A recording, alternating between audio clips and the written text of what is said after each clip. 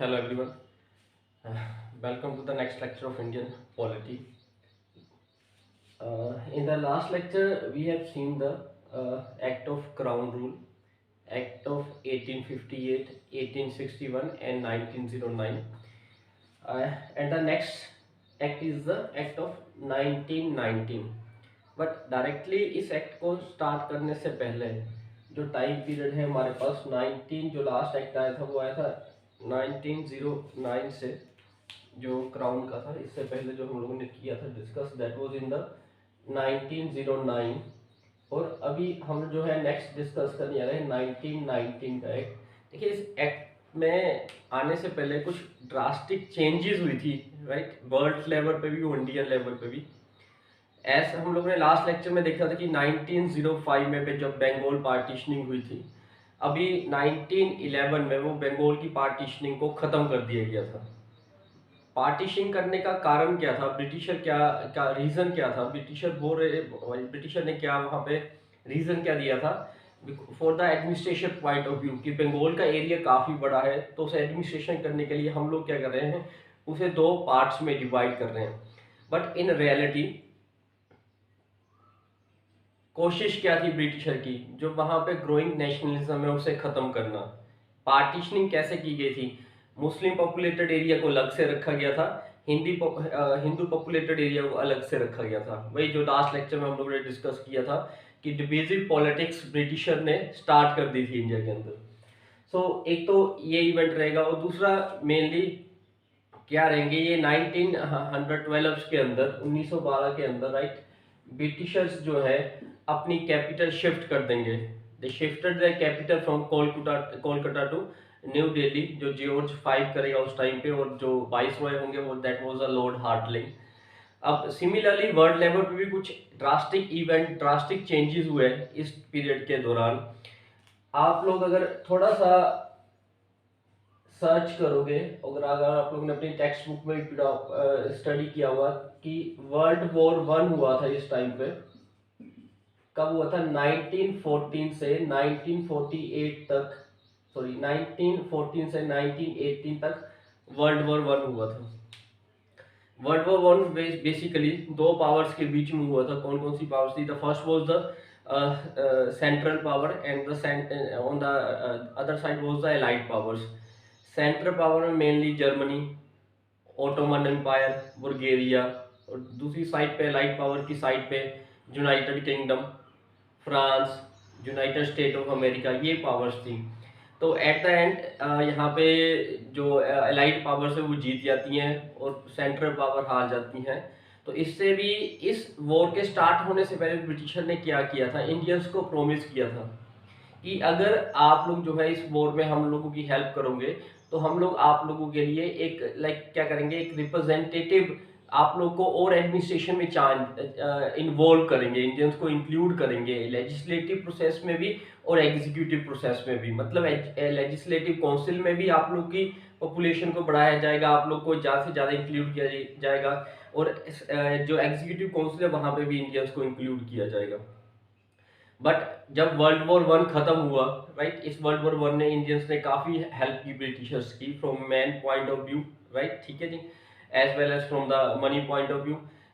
और इस टाइम पे अगर आप लोग देखिए तो महात्मा गांधी 1915 में भी वापस आ गए थे अफ्रीका से इंडिया में, उन्होंने भी काफ़ी ब्रिटिशर्स की हेल्प किया था इस वर्ल्ड वॉर 1 के टाइम के अंदर।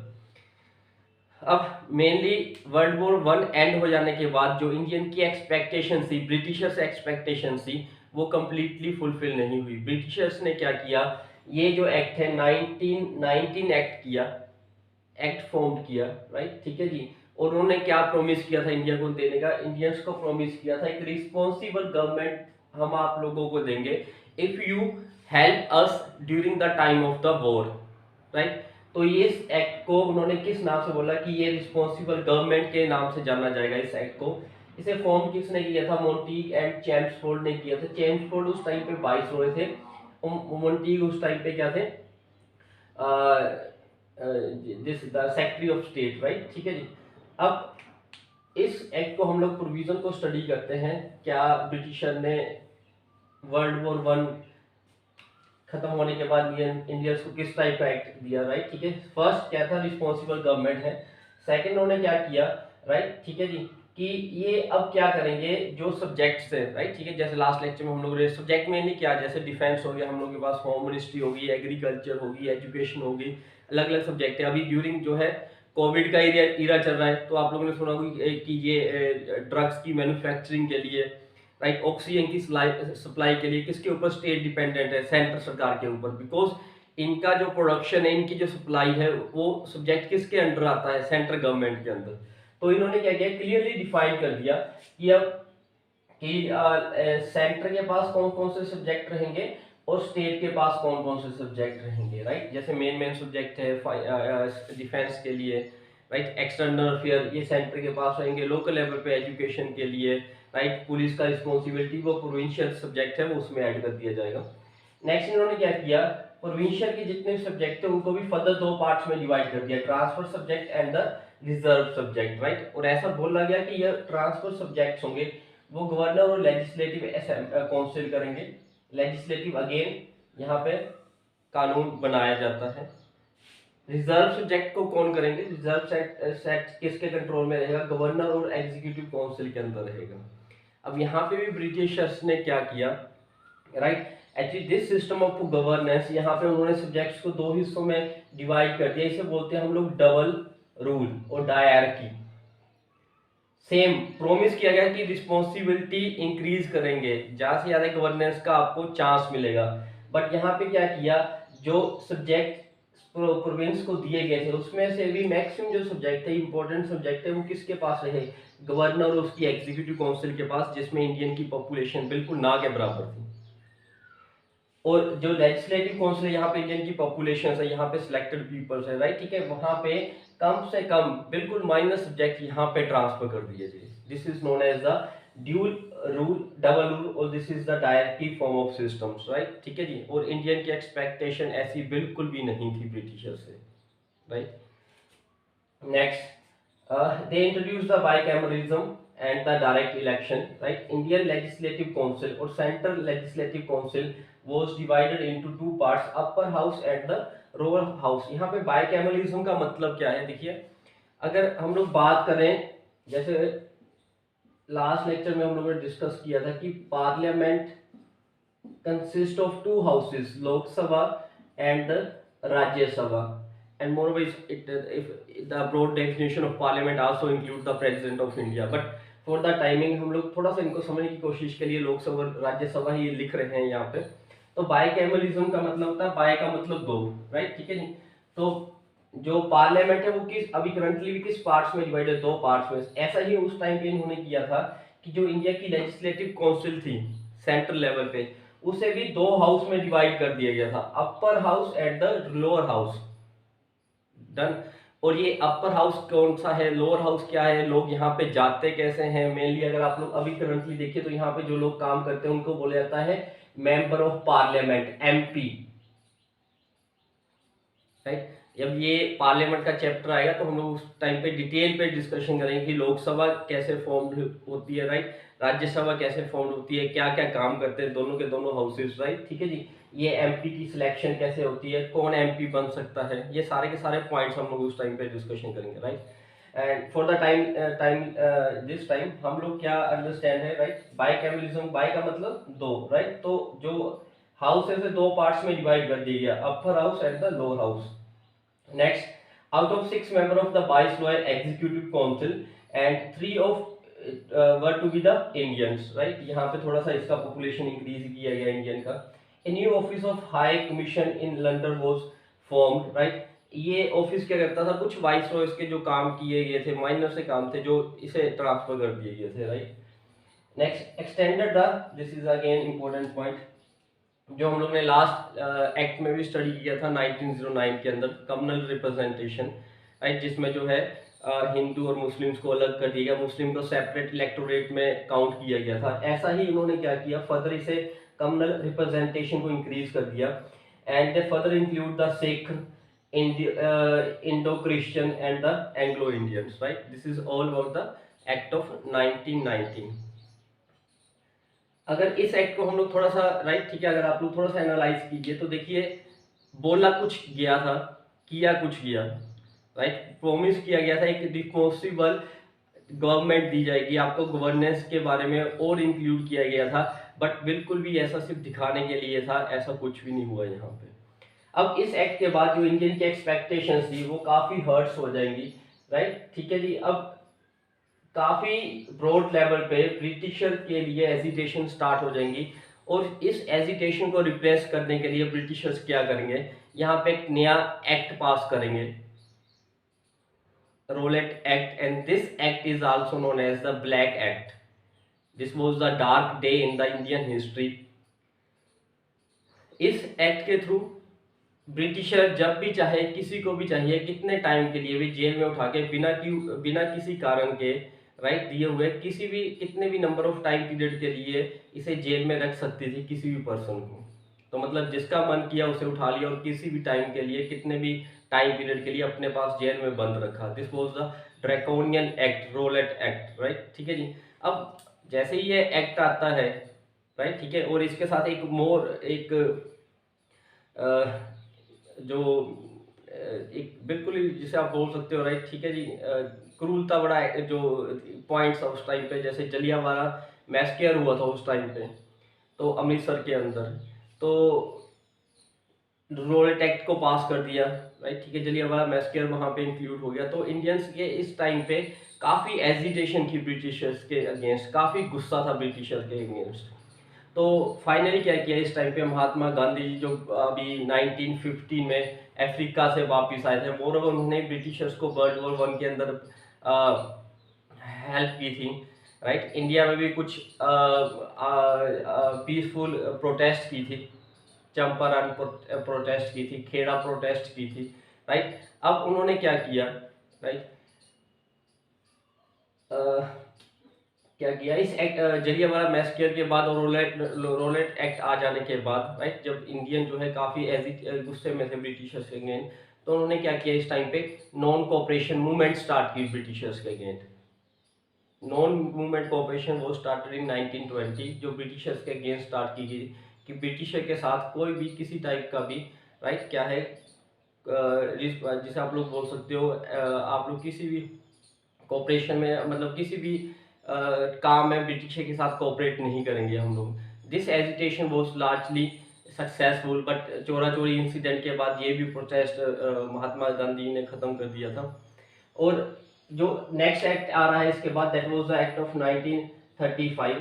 बट इस एक्ट से डायरेक्टली इस एक्ट पर जंप करने से पहले क्या हुआ था, जब ये एक्ट कंप्लीट हुआ था 1919 में, तो ब्रिटिशर ने बोला था कि इस एक्ट का हम लोग 10 साल के बाद रिव्यू करेंगे, अगर इसमें कुछ चेंजेस करनी है तो 10 साल के बाद जो भी इसका रिव्यू होगा उसके अकॉर्डिंगली हम लोग इसमें चेंजेस कर देंगे।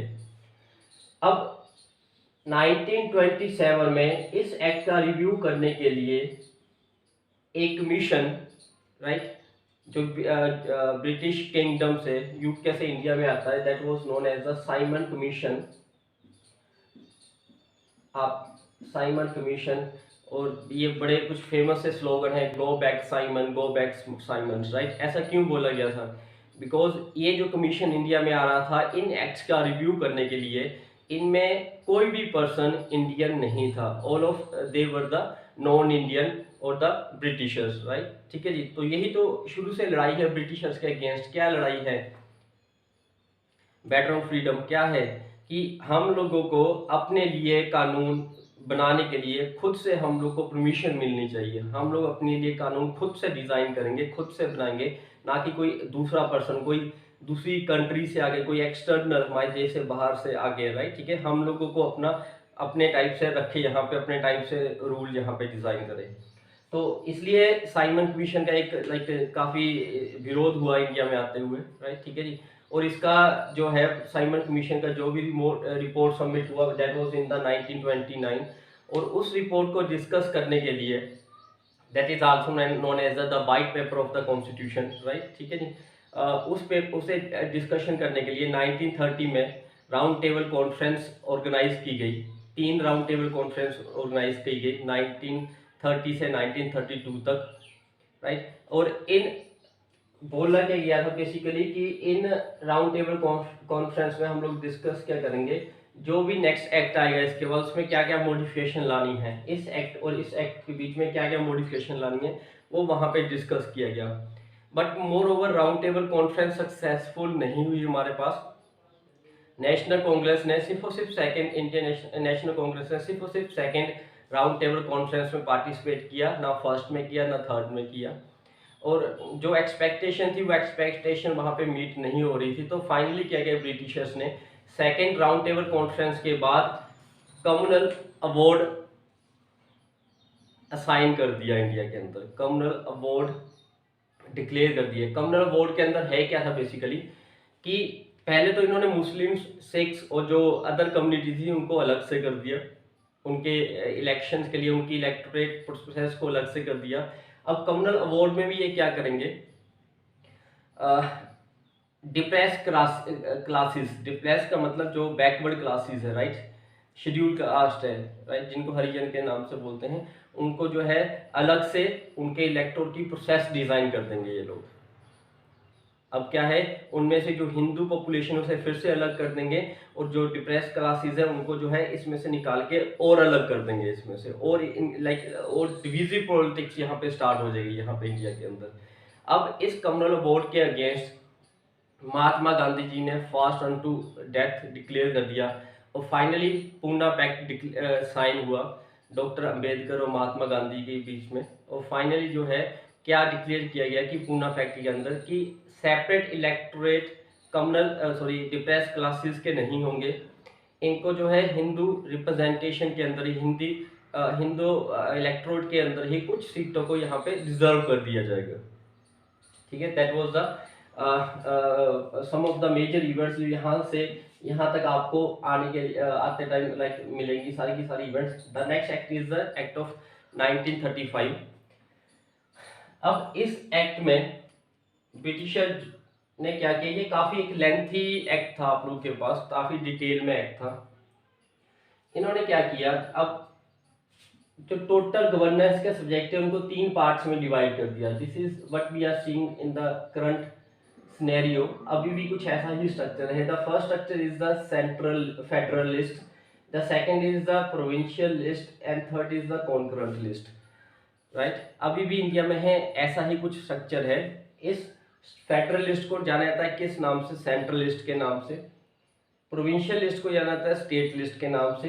एंड थर्ड अभी जो करंटली है वो है concurrent.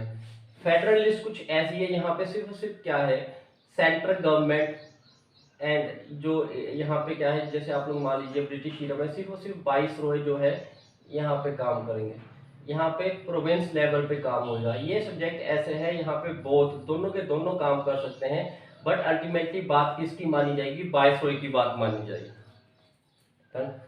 So the next point of Act 1935, they abolished the diarchy at the province। Province पे डायरेक्टी को खत्म कर दिया गया जो इस एक्ट में यहाँ पे बना था। डायरेक्टी मतलब डबल रूल, राइट, 2 पार्ट्स में डिवाइड कर देना।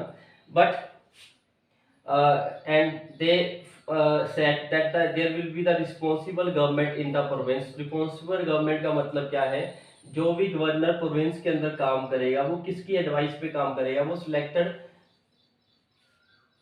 मिनिस्टर्स की एडवाइस पे काम करेगा, राइट। जो लोगों ने जिनको सिलेक्ट किया, जिन मिनिस्टर को डायरेक्टली सिलेक्ट किया, बिकॉज डायरेक्ट इलेक्शन जो है कंसेप्ट जो है यहाँ पे हम लोगों ने अभी डिस्कशन किया कि डायरेक्ट इलेक्शन जो है इंट्रोड्यूस हो जाएंगे, राइट। ठीक है, मोर ओवर जो इलेक्शन का पहला कंसेप्ट आया था वो 1909 के एक्ट में आया था। यहाँ पे डायरेक्ट इलेक्शन आ चुके हैं। अब इन इलेक्शन के थ्रू जो भी मिनिस्टर सिलेक्ट होंगे उनकी एडवाइस पे कौन काम करेगा, गवर्नर काम करेगा।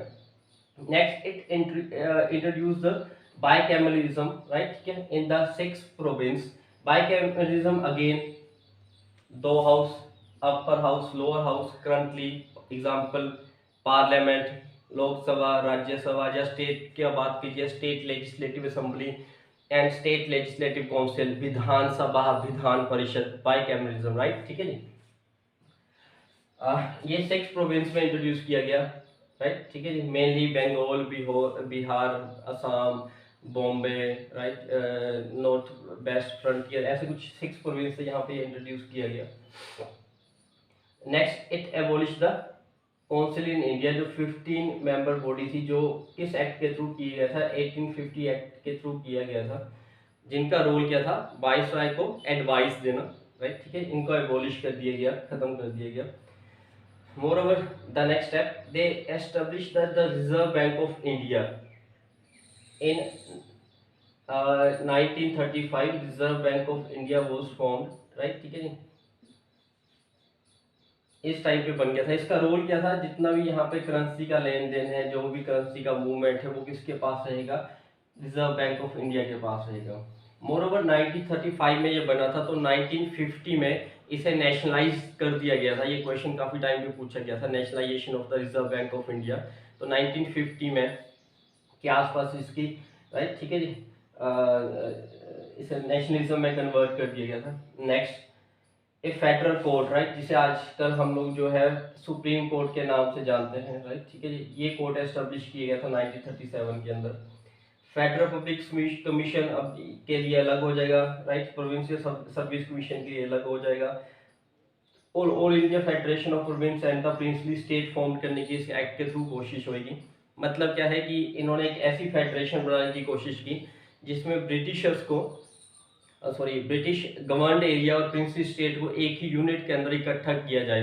इकट्ठे करने का मतलब एक कमेटी होगी जहाँ पे बैठ के लोग आपस में डिस्कशन करेंगे, आपस में एक्सचेंज ऑफ व्यू करेंगे, राइट। जैसे स्टेट्स की कुछ आप लोग देख लीजिए मीटिंग्स होती है, स्टेट के चीफ मिनिस्टर आते हैं अपनी अपनी बात रखने के लिए, डिस्कस करने के लिए।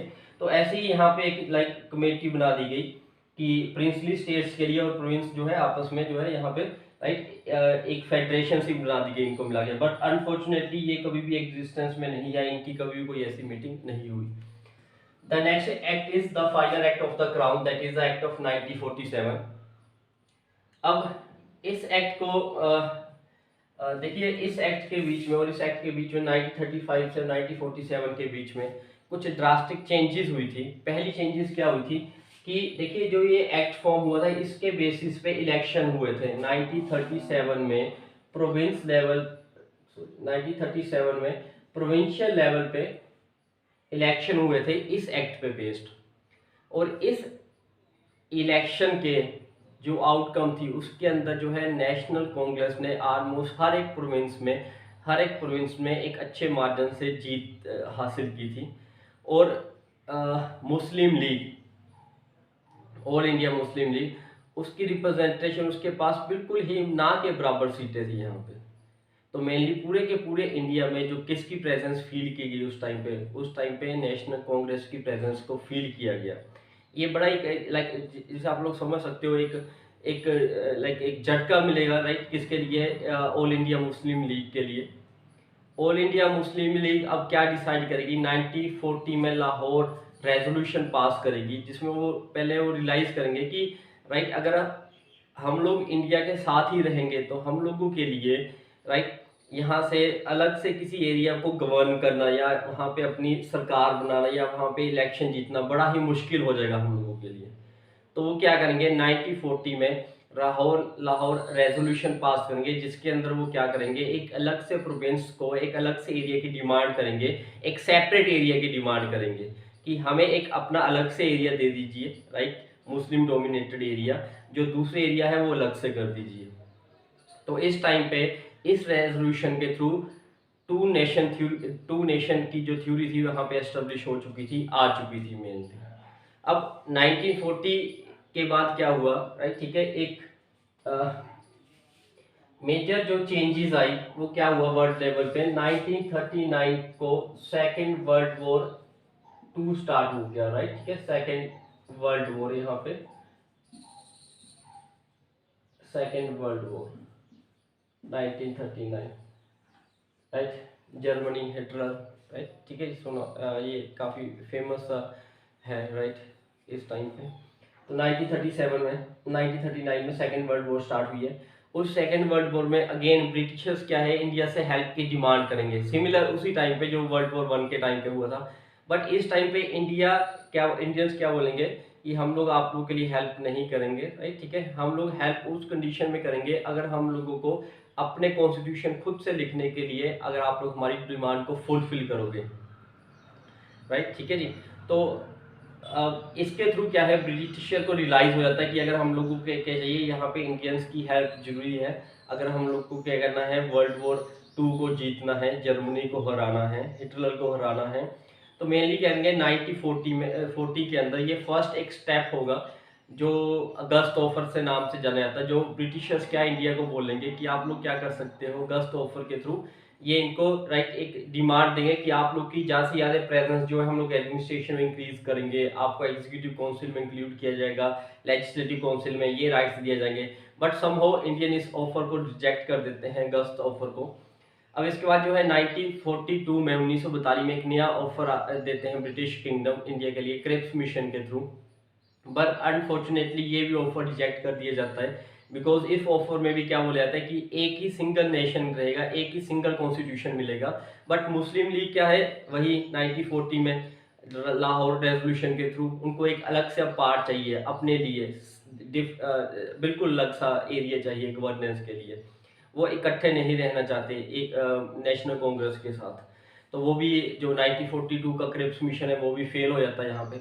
तो अल्टीमेटली जो वर्ल्ड वॉर 2 चलती जाती है, राइट, ठीक है जी। इस टाइम पे वर्ल्ड वॉर 2 में अल्टीमेटली जो है जर्मनी हार जाता है, यूनाइटेड किंगडम जीत जाता है। बट यूनाइटेड किंगडम की जो पोजीशन है, जो सिचुएशन है, वो काफ़ी वीक हो जाती है, उसकी पावर काफ़ी कम हो जाती है, राइट, इसमें। क्योंकि because money point of view से, जो main point human point of view से काफ़ी नुकसान होता है यूनाइटेड किंगडम को। तो अल्टीमेटली वो डिसाइड करते हैं, राइट, ठीक है जी, कि इंडियंस को एक अलग से कॉन्स्टिट्यूशन लिखने का राइट दिया जाएगा, राइट, जो कैबिनेट मिशन के थ्रू डिक्लेयर किया जाता है 1946 के अंदर। और सिमिलरली उसी टाइम पे जो पार्टीशनिंग की थ्योरी है, 2 नेशन थ्योरी, वो भी काफ़ी स्ट्रॉन्ग हो जाती है उस टाइम पे। तो ब्रिटिशर अल्टीमेटली क्या कर देते हैं, ये एक्ट ऑफ 1947 पास कर देते हैं, इंडिया की डिवीज़न।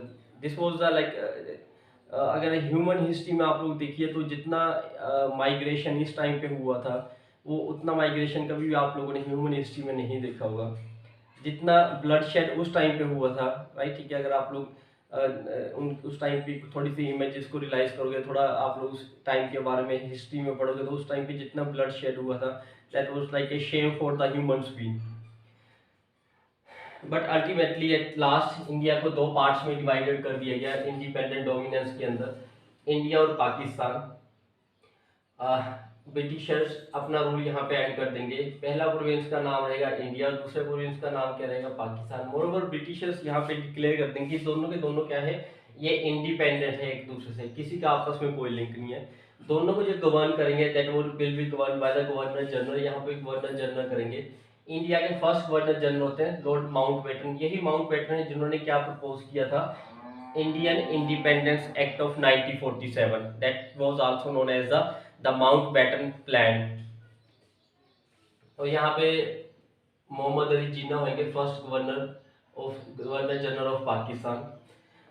मोरओवर जो कॉन्स्टिट्यूशन असेंबलीज, हम लोगों ने अभी बोला कि 1946 में कैबिनेट मिशन के थ्रू जो कॉन्स्टिट्यूशन असेंबली बनेगी, राइट, ठीक है जी, उनको क्या एम्पावर कर दिया जाएगा कि आप लोग अपने अपने एरिया के लिए अलग से रूल्स को फॉर्म कर सकते हो, अलग से यहाँ पे एक्ट और कानून बना सकते हो। और इनको कॉन्स्टिट्यूशन असेंबली को भी एम्पावर किया गया क्या करने के लिए, कि ब्रिटिश पार्लियामेंट ने जो भी एक्ट किया है उसे आप लोग क्या कर सकते हो, रिपील कर सकते हो, कैंसिल कर सकते हो, जो भी पुराने एक्ट हैं। और कॉन्स्टिट्यूशन बनने के टाइम तक, जब तक आपका कॉन्स्टिट्यूशन रेडी नहीं होता, टिल द टाइम ये एक्ट जो है वर्किंग में रहेगा, एक्ट ऑफ 1935। उसके बाद जो भी आप लोग एक्ट अपनी कन्वीनियंस के अकॉर्डिंग, जो भी कॉन्स्टिट्यूशन असेंबलीज डिजाइन करेंगी, वो एक्ट जो है यहाँ पे चलेगा। कोई भी ब्रिटिशर के पुराने एक्ट यहाँ पे लागू नहीं होएगा, राइट, ठीक है। अब अगर आप लोग इंडिया का मैप देखिए तो पार्टीशनिंग के टाइम जो है 2 टाइप का एरिया यहाँ पे रिप्रेजेंटेशन होता था। पहला जो है ब्रिटिश वन एरिया था, सेकेंड एरिया था प्रिंसली स्टेट। तो ब्रिटिश वन एरिया को तो 2 पार्ट्स में डिवाइड कर दिया गया इंडिया और पाकिस्तान के अंदर। और इन्होंने क्या बोला कि जो भी प्रिंसली स्टेट्स हैं, प्रिंसली स्टेट के लिए उन्होंने ऑप्शन दे दी कि इधर आप लोग क्या कर सकते हो, इंडियन डोमिनस को ज्वाइन कर सकते हो, पाकिस्तान को ज्वाइन कर सकते हो, और रिमेन द इंडिपेंडेंट। और इस टाइम पे सरदार वल्लभ भाई पटेल ने, right, the iron man of India, mostly उनके एफर्ट्स के थ्रू जो है मैक्सिमम जितनी भी है, जितनी स्टेट्स हैं, प्रिंसली स्टेट है इंडिया के अंदर, मैक्सिमम की मैक्सिमम स्टेट जो है इंडिया को ज्वाइन कर लेती है एक्सेप्ट हैदराबाद, कश्मीर, जूनागढ़, राइट। कुछ ऐसी स्टेट है जो अपना डिसीजन नहीं ले पाती है उस टाइम पे। रेस्ट ऑफ जितनी भी स्टेट्स है, मैक्सिमम स्टेट्स जो है, राइट, सरदार वल्लभ भाई जी के एफर्ट्स के बाद जो है इंडियन की डोमिनेंस को ज्वाइन कर लेती हैं। एंड अब इसके बाद क्या है, जो भी ब्रिटिश गवर्नमेंट का एक्ट होएगा वो 15th ऑफ अगस्त 1947 के बाद किसी भी डोमिनेंस पे नहीं लगेगा। अब जो भी यहाँ पे इनकी कॉन्स्टिट्यूशन असेंबलीज जो एक्ट को डिजाइन करेगी वही एक्ट जो है यहाँ पे चलेगा, वही रूल यहाँ पे लगेंगे।